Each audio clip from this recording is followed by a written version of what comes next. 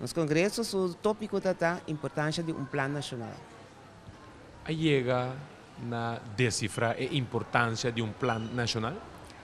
Definitivamente, Aubrey. Tacina conosce um programa, tem outro, caminho tem diferente orador, tanto de Corsol como de exterior, com a palavra. Então, cada a papel de seja com a maleza de Alzheimer, ou que é costan que tem este para a gente com Alzheimer tem qualidade de vida. Então, depois, ayer merdia, nós temos workshop, caminho de grupo, não abaixar que começa a contenido do plano nacional. Que quando a mira que é necessário para a gente com Alzheimer tenha bom cuidado.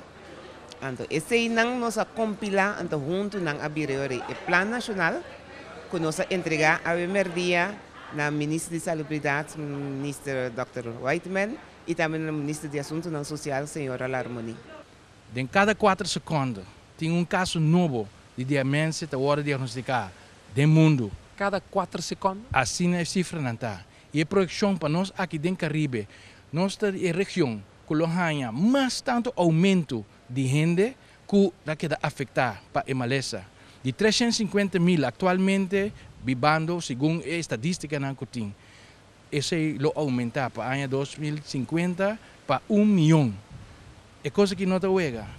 Nós temos mais gente vivendo com a maleza aqui, com gente que está vivendo com HIV/AIDS. Nós temos mais gente que está afetada. Para cada pessoa que tem a condição de demência, tem familiares, 4 familiares, que também tem que entregar, que também tem que ajudar a cuidar, que também tem que ajudar a percurar, para a gente ter uma qualidade de vida que está merece.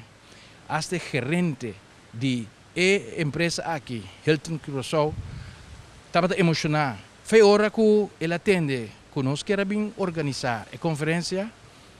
Ela bem explica nos. No primeiro lugar, nacionalmente, danke, ela avisa para nós atender aqui não.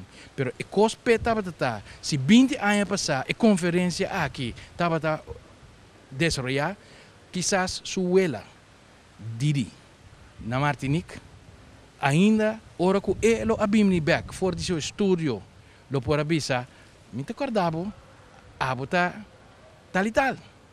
Pero suela não estava acordando mais.